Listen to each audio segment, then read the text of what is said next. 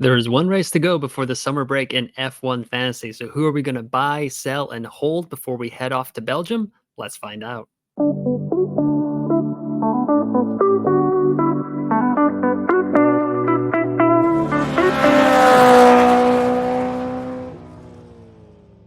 What is up, everyone? Welcome to another episode of F1 Fantasy Pole Position. It is Wednesday, July 24th. My name is Ewan. On today's episode, we're going to go through buy, sell, and hold in F1 Fantasy, which I have titled Green Flag, Yellow Flag, Red Flag. Hopefully, you guys are enjoying the channel. Hopefully, you guys are enjoying the episode. Let me know in the comments below. Like and subscribe to the podcast, the YouTube channel, all the usual stuff. And don't miss anything over the summer break, as there will be F1 fantasy content coming out of the YouTube channel while the rest of the F1 world is on vacation. But let's get into it here right off the bat. Highest priced asset in the game, Max Verstappen here, season long points per race 31.5, but it's dropped down to 23.7 over the last three races. Points per million 1.0 down to 0.7 over the last three races, and then he's only gone up 0.3 over the last three races. This stretch of Max Verstappen's F1 fantasy season, for our point of view, has been the worst of the year and probably of the last 2 years. He's had only scored 71 points over the last three races, which is by far the lowest in any three-race stretch of the 2024 season. And he scored less than 30 points in 4 of the previous 6 races. That only happened one time in 2023 in Singapore, where the Red Bull car was just pretty terribly set up and he just couldn't overtake due to the dirty air in Singapore. So he is getting an engine penalty this week. We're waiting to kind of see how big of a penalty is going to happen. Like, will it be all the way to the back of the grid? It's going to be a 10 place, a 15 place. We will have to wait and see until we get further confirmation on that. He is a trendy asset if he does take the engine penalty and will have a lot of overtakes in Spa.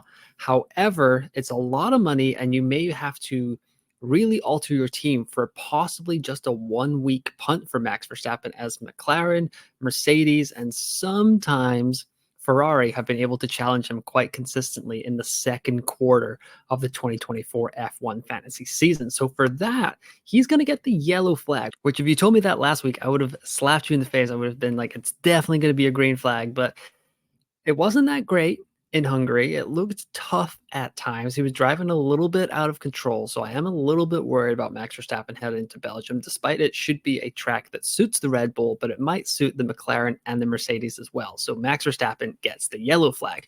On to the second driver this week, Fernando Alonso, kind of taking the low-hanging fruit here. I don't think a lot of people have Fernando Alonso in their F1 fantasy lineups if they are still an active manager.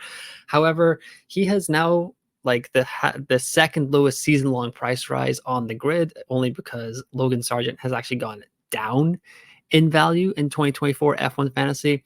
But on the season, 8.8 points per race. It's down to 7.7 over the last 3. And he's being outscored by Lance Stroll 71-45 over the last 7 races, which is longer than half of the season that we've had so far. So yeah, Lance has really been quite impressive. He's jumped up into the B tier asset. So he's not really an option for my F1 fantasy lineups anymore because he's not even getting the budget rises, but he's kind of putting the number to Fernando. And Alonso has been very quiet in 2024, and it's not going all that great. Over the last 3 races, he's gone down 0.2 million, and he's only scoring 0.4 points per million. So pretty easy situation here to give Fernando Alonso the red flag. If for some reason he is still in your team, if you just had that extra budget that you wanted to get rid of and kind of use it, I don't think it's worth it. There are way better C tier options that you can get to that will score you more points and will get you more budget. So if Fernando Alonso is in your F1 fantasy team,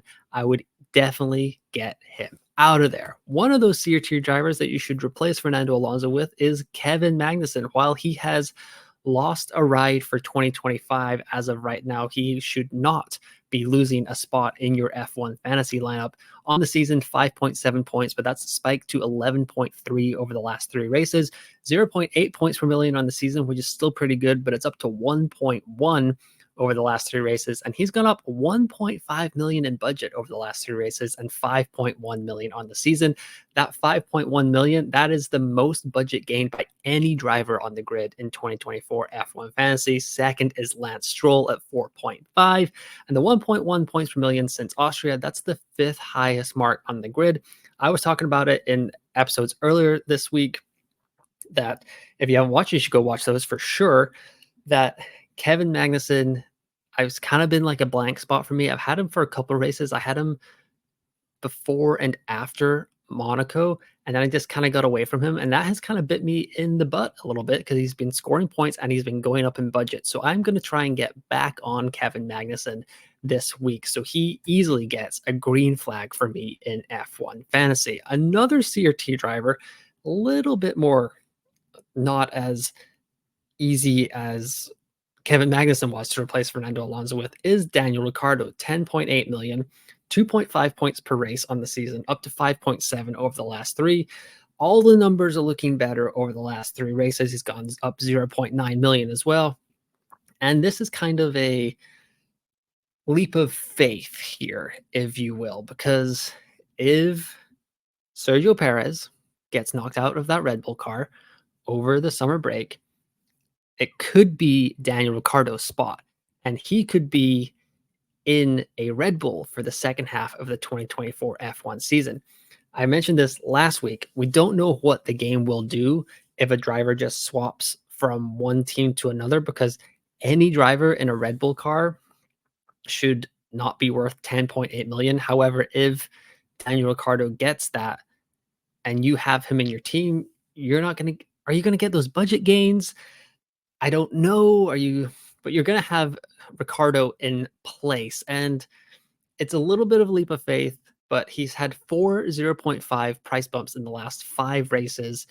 And yeah, he could be in a Red Bull by the time we come back from the summer break in F1 Fantasy. So he's not an automatic buy just because the 5.7 points per race is far less than the 11.1 that Kevin Magnussen has. And you don't have to have that much more budget to get Kevin Magnussen over Daniel Ricciardo.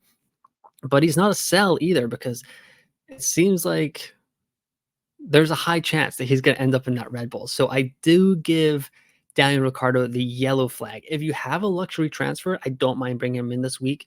You don't have to make it as high of a priority as I thought it was going to be, just because we don't have any past knowledge of what the game will do if a driver switches from one team to another in the middle of the season. But it might be worth the risk, because you could be looking at a massive budget gain all of a sudden if the game does something a little bit weird. So if you have the luxury transfer, I really don't mind taking the risk on Daniel Ricciardo. Alexander Albon is the final driver for green flag, yellow flag, red flag this week for Belgium. 8.9 million, 0.8 points per race in the season, but up to 7.7 over the last 3. So he's actually outscoring Daniel Ricciardo as well. 0.1 points per million in the season, 0.9 over the last 3, and he's gone up 0.9 compared to 1.9 on the season in his budget. He's had a pretty good season. He's just been kind of hampered by DNFs because he's reached at least Q2 in 11 of 13 races with 3 Q3 appearances, which is pretty impressive given where that Williams car is on the grid. Hopefully Spa suits it. It's like more traditional characteristics from the last couple of seasons during these regs is like in a straight line on high-speed tracks, the Williams does pretty well. So Spa should suit that a little bit better than especially the Hungaroring, where Albon was still having a blinding weekend despite a little bit of a rough Sunday. But he's outscored every Williams, Visa Cash App, Alpine, and Kick Sauber driver, along with Fernando Alonso over the last 3 races. So 8.9 million, almost half the price of Fernando Alonso. Alexander Albon is an easy green flag in F1 Fantasy. That is the 3rd episode of F1 Fantasy content that I have put out this week. The first 2 were done in Germany. This one is now getting done in Paris, as I am at the 2024 Olympics covering some of the games here.